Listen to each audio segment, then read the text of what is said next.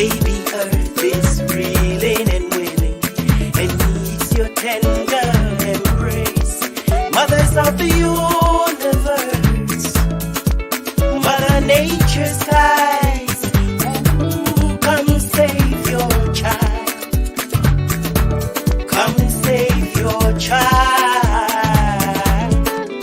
I said come sisters, come and take back your child.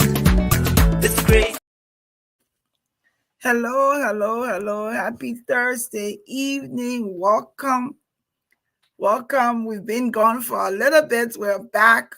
Lots of things. We've been busy with a lot of things. We're also sorry that we're starting a little late. Of course, you know, we have some technical difficulties. We work with that, and then we're excited to be here this evening. I want to say welcome to all of you.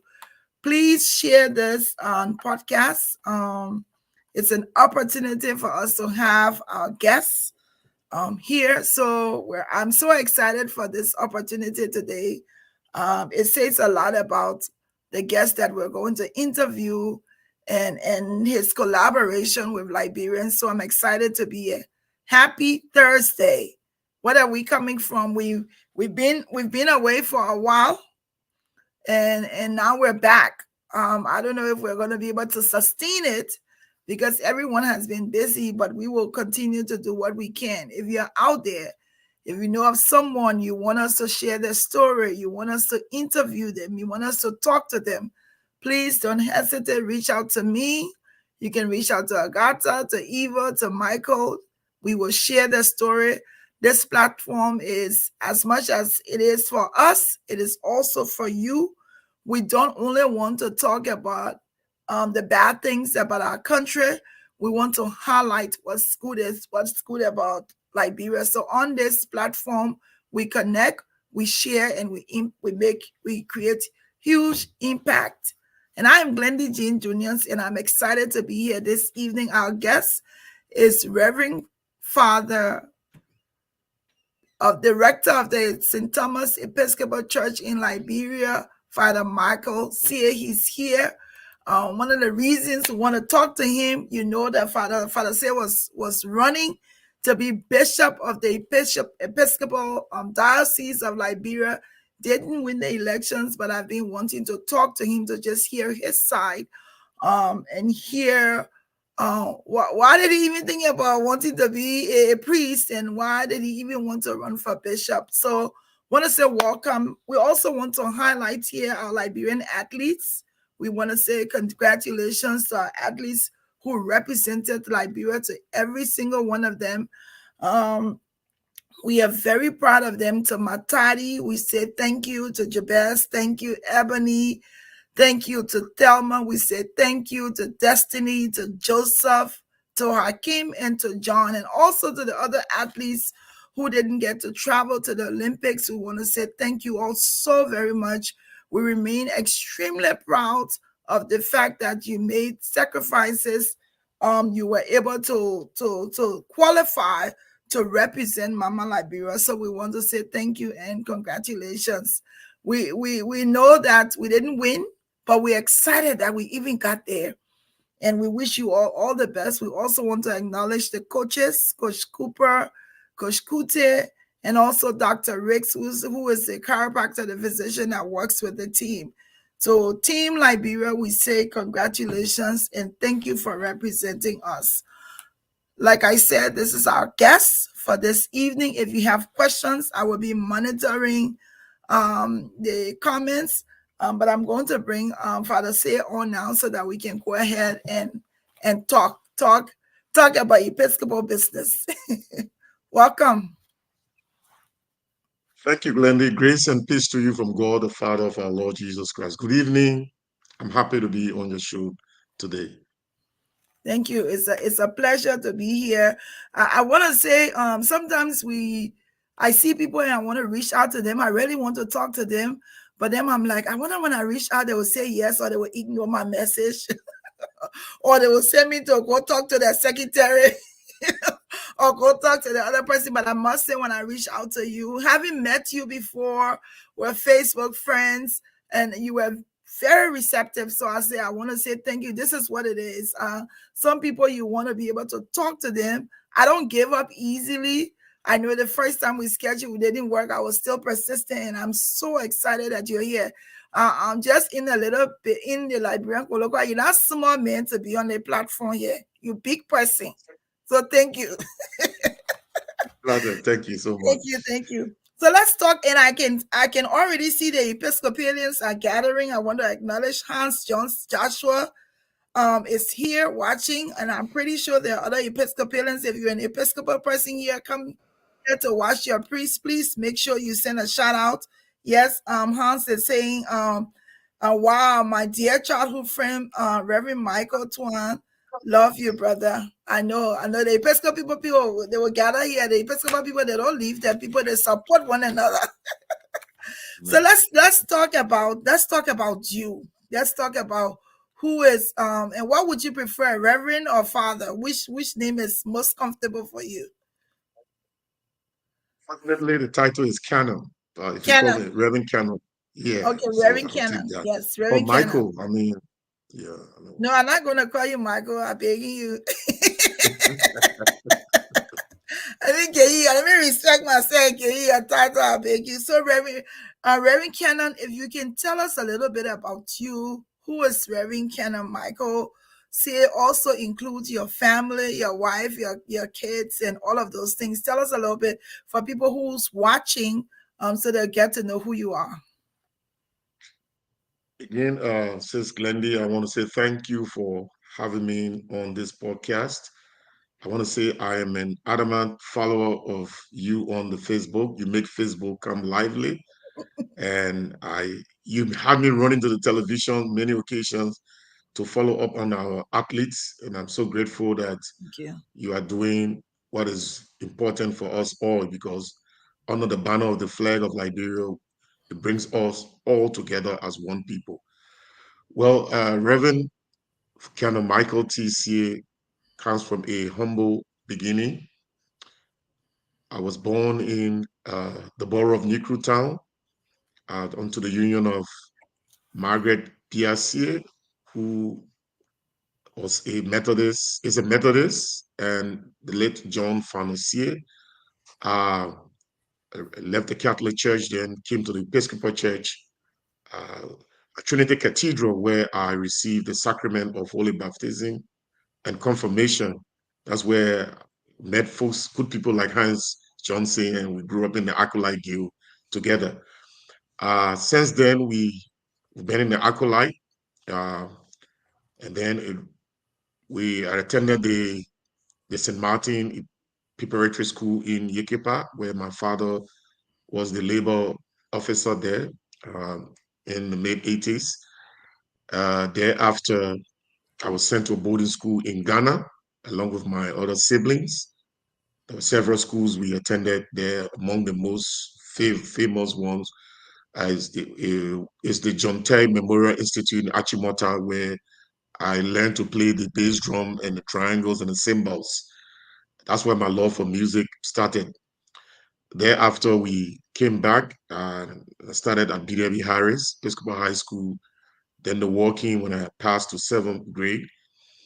And then I went to the D12 for our vacation school, then on to St. Mary Catholic High School, where I did my junior high. And I was caught between two schools that I loved, the St. Patrick's Catholic School and the College of West Africa. Mom being a Methodist, I went to the College of West Africa, and I I know. don't regret. I'm a Fox, and I'm proud to be a Fox. Thereafter, I But you're not graduated. only a Fox though. You're also a Spartan. Don't make it be there. Harris people vex too. Exactly. I'm a Spartan, I'm a Legion, I'm a Yes. Fox. Yes. So thereafter, I graduated in 1997. Uh, then I started to look around for what I want to do, but I had this passion to become a medical doctor because I was in the science class, and my love grew Mhm. for biology and then chemistry. So I wanted to become a medical doctor through it all. So I sat for the University of Liberia entrance, where I made a pass to Science College. But then things were a little bit slow, some 50 persons to one microscope. The entire school was closed, and Science College was still in session. But I started to feel my they get the signals of this calling as an acolyte under some famous priests. In fact, it was J. Jellicoe, the Reverend Canon J. Jellicoe Bright, who once saw me on the convention floor. He said, "Look, you look like young George D. Brown. Are you Brown?" I said, "No, I'm a seer." He said, "But one day you'll become somebody great in this church." I won't forget that day. And then the Reverend Emmanuel Douglas Hodges, who was one of our mentors. And then the bigger one, the retired Bishop, Most Reverend Jonathan B.B. Hart, who ensured that this calling came into fruition. It didn't stop. So I started again. I left the Science College, and then I transferred to the social librarian college, where I did sociology and management. So I was in between two colleges, the management department, College of Management, and the librarian college. At that time, I received my interview with the cathedral chapter. Then I enrolled at the local seminary where they train the lay readers, those who desire ministry, Sunday school teachers, the C.S.C. Edwards, where I completed my diploma in theology. And upon my completion from the University of Liberia, where I was elected as senior class president of the class Mutamu, and thereafter I got a scholarship to travel to the U.S. based on my dedication, passion. I was the presiding bishop office, the first female presiding bishop, Most Reverend Catherine Jeffers Curry, through her African Partnership Officer, Madam Antoinette Daniels, who afforded me this opportunity to attend the Virginia Theological Seminary in Alexandria, where I obtained a Master of Arts in Christian Formation. But prior to that, I had this opportunity to travel to the International Criminal Court in Den Haag, The Hague, where I was a library interpreter for the Charles Taylor testimony, former President Taylor testimony, interpreting Liberian language, English, they call it. So I saved my money, and that's how I went to the US, started looking around because the passion was in me burning for this degree. Then I graduated in 2013, and I returned home to serve my church. I met this beautiful woman in the University of Liberia who was doing public administration. And I don't regret the day. The first time I set my eyes on her, I think God already showed me that she was going to be my rib. And since then, she's proven, and she has become a blessing to me. She is the wind beneath my wings. But Reverend Have given me, people can say Reverend Canon no lawful. yeah. So we've been married. This year made us 13 years. Amazing. And we have 3 biological children and then 3 adopted children. So that Reverend Hosnang will be filled with many children. Always still. Yeah. Yes. Yeah. Her That's name is amazing. Lovett Sie. And then I have Margaret, Michael, Marcel, Nathaniel, Anita. Yes, those my children, Esau, Maxwell. So then I took an assignment I did my diaconate, my training in the US. So when I came, I was signed strictly to St. Thomas Church as a priest assistant under the then bishop, who was the rector of the parish. Then I got elected to be the first rector of St. Augustine Episcopal Church in Gardnersville Road, Gardnersville, where I served for 2 years, and St. Thomas came back for me. I was elected in 2017, and then made the service instituted as rector on September 29, 2017. Since then, I've been there and held several positions within the Diocese of Liberia. But I know questions will come. I don't want to prolong, and I could answer. From the province of West Africa to Liberia, I've served several positions. The major one, which is the provincial secretary of the province, Ghana province of West Africa, secretary of the Diocese of Liberia for almost 22 years, an assistant secretary, page on the convention floor, youth, acolyte, chorister, member of the family chaplain board, and varieties of positions. I'm grateful to God for affording me the opportunity to serve in those areas. That's amazing. Thank you. And it's interesting that you're now in a career that has nothing to do with what you wanted to become, wanting to Yes. be in the science field. Now you find yourself in the field of theology, serving people, but first and foremost, serving God. I want to hear Yeah. a little bit about before we go into the other questions. I want to hear a little and congratulations to you and your beautiful wife on Yeah. 13 years and also your children. I want to hear a little bit about the difference in the home. In your home, your mother was a Methodist. Did you Yes. say your dad was a Catholic? Turn And Episcopalian. Yeah. turned Episcopalian. But Correct. I want to hear how it is that you followed your father and not your mother on the Methodist side. I'll tell you something, don't laugh. So my parents divided. I am the only boy of 4 children, but my Mhm. father had 32 children. I'm the 32. I tell you, that strong crew, man. You're the last. So yeah. So You're the last. yes. So they decided that there will be the women, the girls will follow their man, and the male, the boy will follow his father. But my mom had an open home where people would come from the community to eat. She used to bake, cook, cater. So there was always food in the home. And when they were having program at the Methodist Church, there'd be a lot of food. As president of the Trinity United Methodist Women in Yucatan, I would then leave my father and follow my mom because of the good food to eat. And so that's how I became an Episcopalian. But we share sometimes I'll visit my mom. So at times people thought I was a Methodist, but I am an Episcopalian with a Roman Catholic heart. Yes, yes, I'm I an can Anglo see that. Catholic. Yes. Yes. So I wanna acknowledge Hans as saying that he actually met his wife Annette at your wedding. I hope he Right. not paying some kind of money to you for.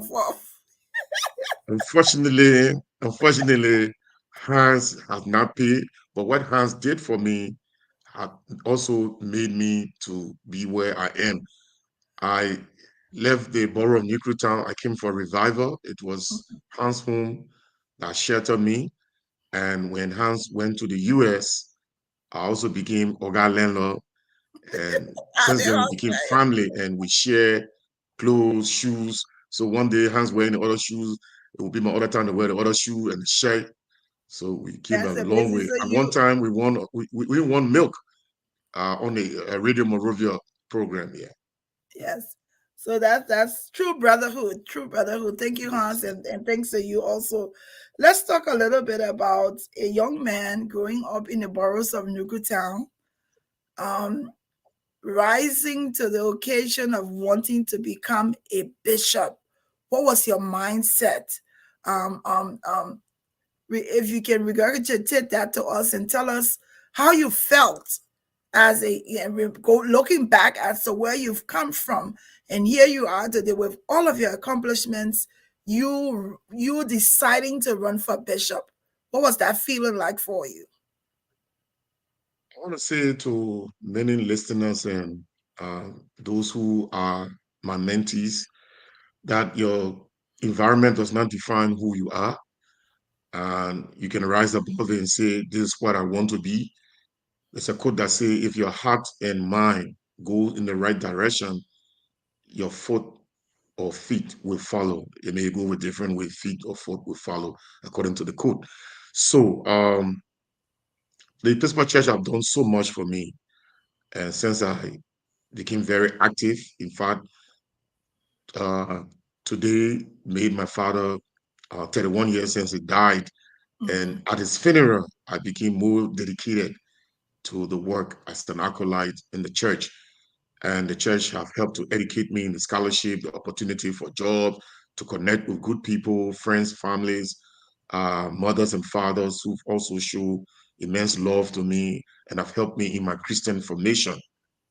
Uh, it was an opportunity for me to be able to say, if the church have done this for me, I think I can give back to the church. There's no better place to give back to the church and where I can also serve as an example for emerging leaders to say, if Michael can be this, we too can strive to become a bishop within the church.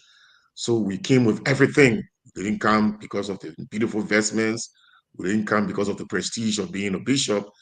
We came because we felt a call to a ministry, the office of the bishop, and where we could put in our efforts and time with God's prayers and the support to be able to achieve those things we vision to see our church going, having learned from the way all of those things and the burning desire to see the church gravitate from one level to a higher level, building on the work of the previous leaders and not condemning them.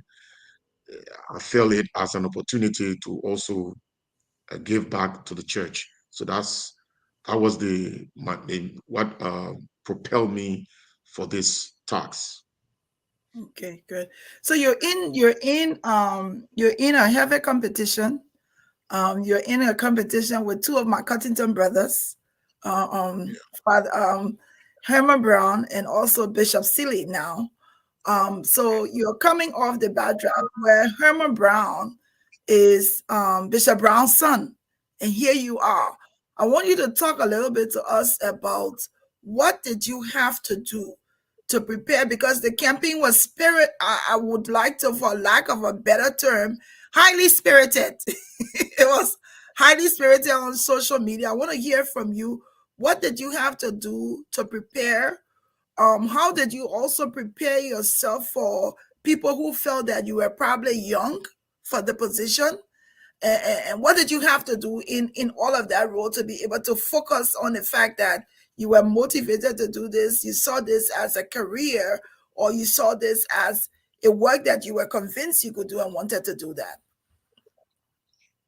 Yeah, hearing those names actually, um, it was a difficult one because both of them taught me in school, seminary, and especially Alain Honor one who mentored me. So I even had to borrow some of his the kind of way he preaches. Dr. Seeley, where I serve as his one of his assistants in St. Thomas.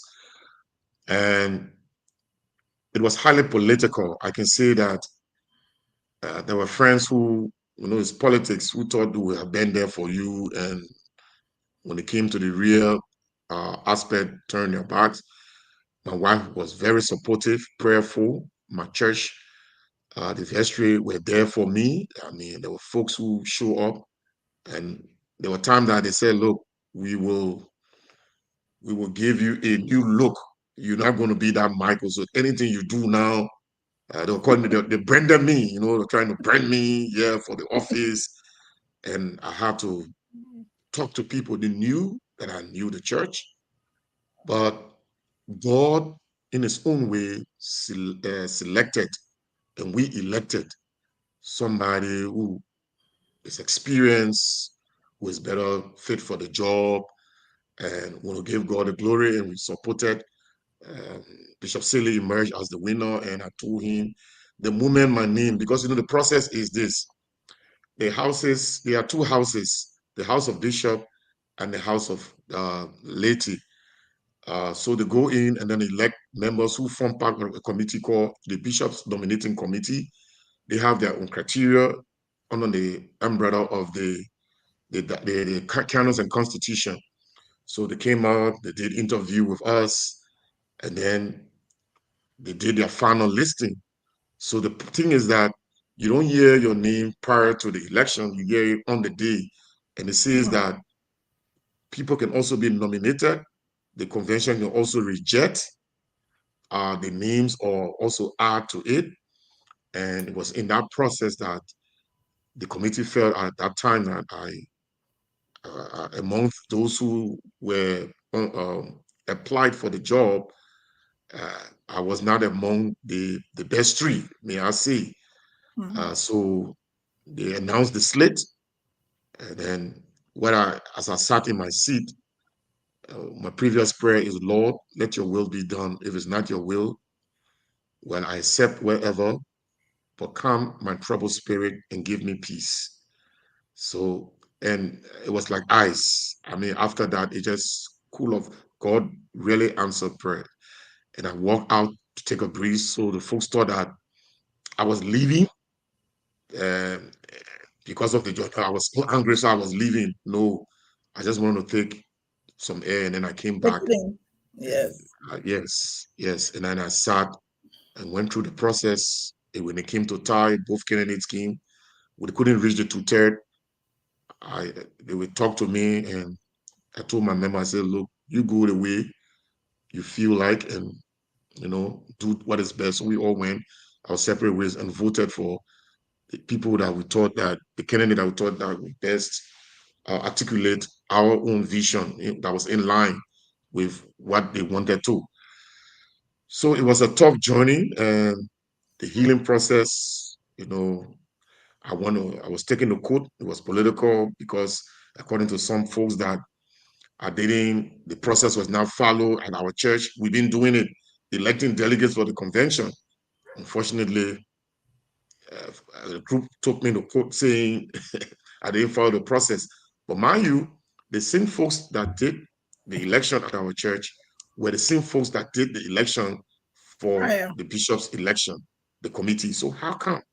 But by the grace of God, the case, there was no merits in the case, and according to the lawyer, there was no irreparable damage caused to those who said that we should go ahead and cancel the delegate. So we went there and went through the process, and here we are. I can tell you, I am not moved with what happened. I'm okay, and I thank God, and because you don't have to be bishop to be able to work, to do what God has called you to do. Bishop is just a title. So I continue to do my work without thinking of what happened or pressure. I've promised to support the bishop, that which I've continued to do, and I will do it until uh, his tenure is over and we go to another election. And if I'm led, discern, may want to also vow, but for now, I'm not really thinking about that. I'm focused on St. Thomas Episcopal Church and the areas that I also serve, other areas, to be able to contribute my quota to Liberia and the church that have made me who I am, with God being number one. Yeah. So let me go back a little bit to the question. I want to ask, what do you think led to that decision? What were some of the factors that led to the decision that your name didn't come up? Instead, it was Bishop Seeley and Herman Brown. What contributed to that, you think? Well, the committee know within themselves, but I think at the interview, I was able to answer all the questions. In fact, some of the questions became personal than the issue itself. What I want to do, and the culture that we have where you are young, but I want to say this, that no one is too old to serve God, and no one is too young to serve God. The What needs to be done and what we need to do is that we, the younger people, should see ourselves to make ourselves ready to receive the baton, and the older people, the elderly people, should see us as the like I say again, I will use the term the wind beneath their wings to soar to nobler heights. So we have the energy, they have the experience, but we can't continue to do things the old way and expect new results. So oh, you're young, but Bishop, who I'm older than the Bishop of Gambia, is 40 years old for the one. So You know, we have in Senegal young people. If one is not given the opportunity, you will not know their worth. I Yes. think it was the fear of some will say you will stay long as bishop. Yes. There are other plans that we had, for example, carving the diocese into dioceses where other people can also vie or run for bishop also, and also looking at the tenure. So there are ways in which we could have done it, but they say age, but we continue to work, like I said, big sister, and we'll do our best to serve God. And if it is God's will, who knows? Yeah. Sometimes when you look at the door closing, you don't know what is ahead. So there are a lot of better things ahead, and God has it. He's his own interpreter. He knows what's best for us. And when Psalm 126 says, when the Lord restored the fortune of Zion, we will be like those who dream. Wow, how Yes. this Like happened? If I what? knew, I should have gone this way. Yeah. Yes. Yes. I want to share. As you say, it is almost like I had an experience. I'm not an Episcopalian Baptist, and I decided to run to be the president of Cotton University Alumni Association. And here was I, a female, running against an Episcopal priest, Father Wilson. It Okay, was Wilson. tough. Yeah. It was Yeah. tough. But it's like when you convinced that this is what you want to do and you've prayed about it, you can be able to excel and you can go forward knowing that this is what I wanted to do. Whether I get it or not, I'm convinced and I'm comfortable with the fact that I did it. I want to ask if and I know you've healed from this and I know you move on and you've already talked about working with Bishop Seeley and I want to know if it was difficult moving on after losing such a huge election. Was it really difficult for you, or was it's okay? I still have room to try again. Yeah, it was actually difficult for at that moment and for not long, a week, because of the folks that I had around me that continued to encourage me. And in fact, I headed the program committee for the bishops enthronement, and I was the master of ceremony Hmm. for the consecration and enthronement, so assisting the provincial secretary, CPW. So I went beyond that it was just a position, but we are called to serve because leadership is not in titles. Leadership is not where you sit. Leadership is about the heart and what you were able to do for God's people and people around you. So, and how will you lead the people? So I wasn't really thinking much, but yes, I move on and I don't really think about it anymore. So we are where we are and we must support who we have. And with God being my help, I will continue to do my best by providing him the support. Yeah. All right. What was the first conversation like with you and Bishop Seeley after you lost the elections? Knowing So Bishop when it Seeley, was what was it like? so when he came to me during the tie, I said to him, I will support you and I will give you my support.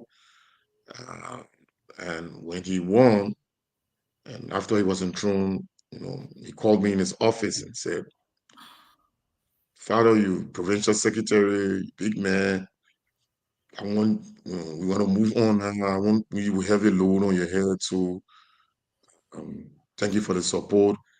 I think we need to find somebody who we can pass on the mantle to a secretary to be able to assist and to be more effective.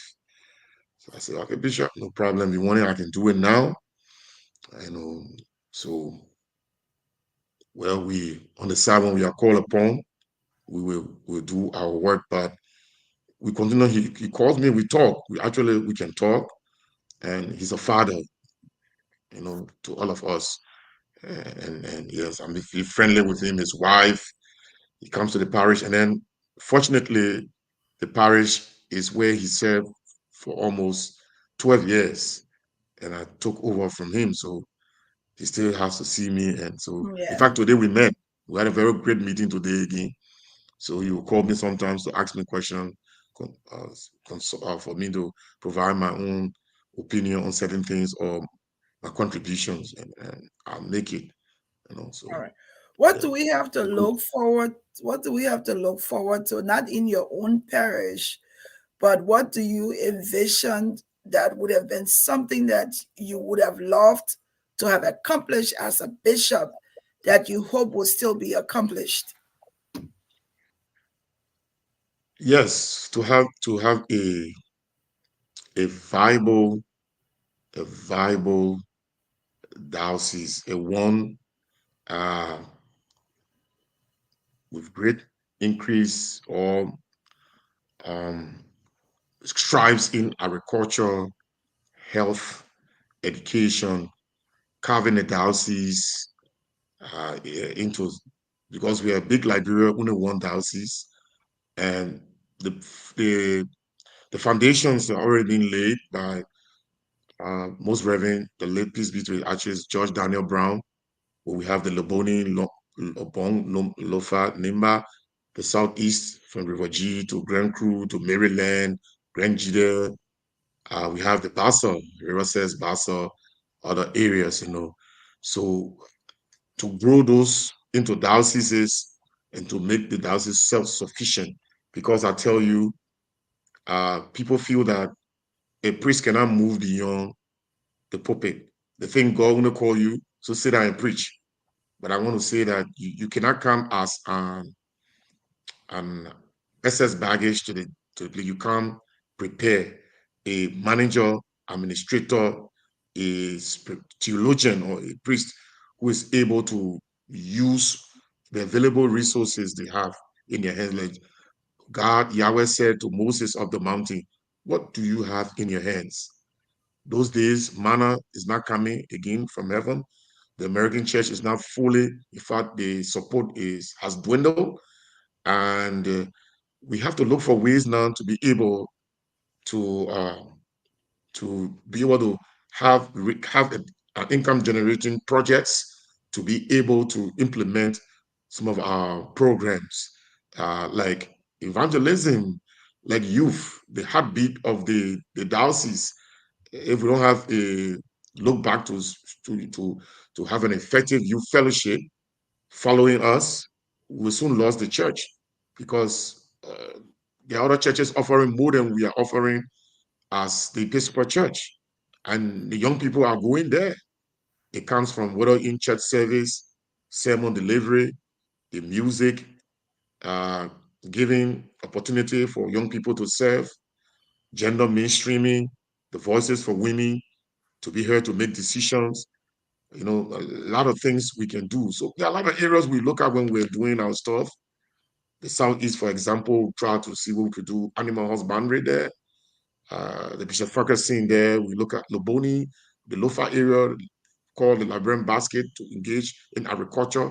A priest once told me that his pineapple, when he's harvest them, it gets rotten and it's on the floor. So while we can engage in that, we try with palm, but the problem of us is that we are good at receiving, but to be able to sustain or the end to maintain the equipment, because when he already also gave up the palm machine, the guys in Lofa, the priests there, some of them have big farms, but the intention was to sell and also remit some funds to the diocese to also help. Are they doing it? No. So, you know, even health, we have that we have a rich diocese, both in human resource and capital resources together. So when you are able to bring these people together and able to identify their areas and to manage the things before you, how can you manage them so that we'll be able to, it will yield things for us to be able to be effective in our ministry. If we can do it, then we'll be begging priests. And they say, oh, the man come here again, followed by 11 begging, he come here. But the truth is, we are not making much. And, Mhm. So you find people looking elsewhere. So someone have to teach, and someone got to wait. We don't do so in like Pentecostal churches, Yeah. but some people who know that the priest got to take care of himself. There are some good Episcopalians, I'll tell you, who comes sometimes and then give. But then again, if the economy is not doing well, these people are not giving like before. It's still stagnant. But we thank God because His grace. God have never failed not to supply my needs. There is always bread on my table, and this bread is also extended to the community where I live and people who look up to me for help because I was once like them before. Yes. Thank you. Thank you. Let's talk a little bit about what can people learn from you and all of this experience and losing the bishopry and still being able to focus. You're running a parish, you're well known, you have a family. What can young people learn from you? If somebody were to say, I want to be like Reverend Michael tomorrow, what can they learn from you from this experience? Well, my mantra is God does not make mistake. And I take everything with contentment to say I'm grateful to God for everything. If it wasn't meant to happen, it will not happen. And that should not allow us to remain in the same position. We must pick up ourselves, dust ourselves up, and move ahead. And people can learn from that because it is important to know that, and scripture says there's time and season for everything. And the only thing that differentiates us from others is time. And when the time comes, no one can stop it. Even with all that was happening with Nanine not coming up, if God had said, Michael, this is your time, I would have been. And it was God's time. It is Bishop Seeley's time. God has anointed him and will show him we'll give him our fullest cooperation and support him because we are the foot soldiers of his vision and the ministry. So as long as we are included, when we are called upon, we are asked to serve, it is our duty as soldiers to do that. So I'll say to anybody, yes, it's good to discern. And when you discern, you think, if this is what you want to do, don't look back. Go there. If it does not happen, it doesn't mean you should try. After one time, you should give up. Try again. If God wants it to happen, listen to the small, calm voice, that small, still voice that may be saying, I think I have something for you. This is not for you. And you can see it, you will feel it, because God's blessings comes to us tailor-made. No one can wear another man's blessing. It will fit you. I cannot wear Glendy shoes because it's for her. I have mine. Just as we are made like this with different shapes and sizes, heights, color, God has a portion, everything He has in store for us. But at appropriate time, it will come to us in due season. So I say, wait on God's time. His time is the best. It's the best time. Thank you so much. We've been here now for at most 40 minutes. I want to say thank you. If there's anything else you would like to share, please go ahead and share that with us. We wish your parish, we wish your family, we wish you all the very best. And listen, once you've come on here, this platform equally now becomes your platform. If you're doing anything at the parish that you want us to share, we will share it, we will promote it on my personal page with my followers on this page. On the other page that we have a good number of followers. We want to make sure that we follow you and that you're successful in what you're doing. Indeed, we are extremely proud of you, proud of what you've become and what there is more. I'm sure there's more of you that's coming that have not even been birthed. But we want to say thank you so much for giving us this opportunity to talk to you today. It's been an awesome pleasure.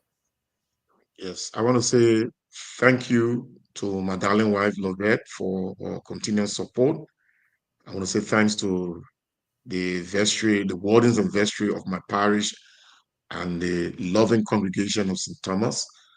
I want to say thank you to my friends and family in the US. I'm grateful to a certain group of people I can't name all. Hans called himself Brother John R. Port and Manel Port. The family have been very supportive. And through all of the support I've received, I was able to get a new organ, pipe organ. Ooh. I were able 2 years now. I mean, we've been doing a health fair, or should I say, an outreach. We did malaria, diabetes in November last year.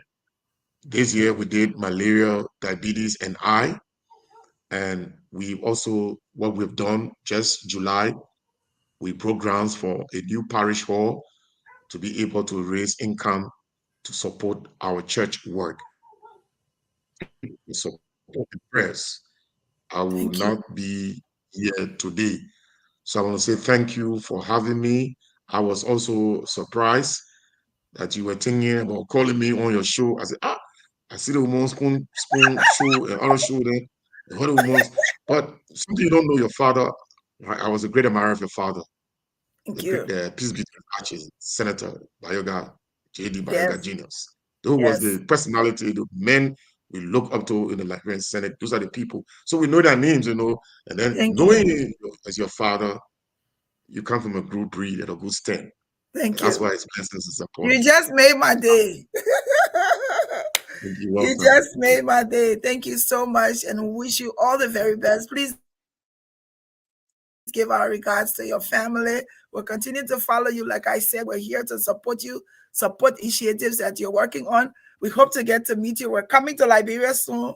We'll get to meet you and come and visit your family. Thank you. Thank you so very In the much. parish, you'll be honored to be there. So we I say, will. let me bless the listeners. We say the peace of God, which passeth all understanding, keep our hearts and mind in the knowledge of God of His Son Jesus Christ. And the blessing of God Almighty, the Father, the Son, and the Holy Spirit be with all of us this day, this night, and forevermore. Good Amen. evening. Amen. Amen. All right, Reverend Kenna, have a good evening.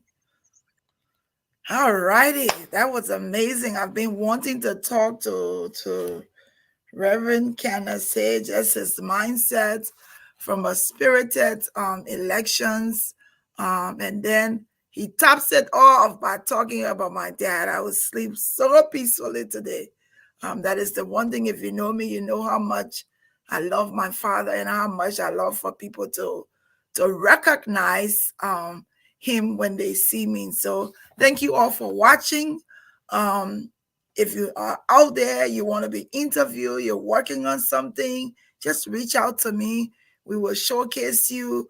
We want to share. We want to connect. We want to create impacts on the things that we don't always want to talk about what's bad about Liberia. We want to talk about some of the good things that's happening in our country. Thank you, Hans. Thank you, Bernice. Thank you, Teresa. Teresa, I've been here all day. Thank you, Ansu. Miata, thank you everybody who has been watching. Yes, you heard it from Reverend Tuan Sie. He's over the fact that he didn't win. You heard of the many accomplishments that he's already had in his young life. And there's more to come from him. And we're extremely proud of him. Thank you all for watching. We'll see you next week, Thursday, by God's great grace. Have a pleasant good evening. See you all.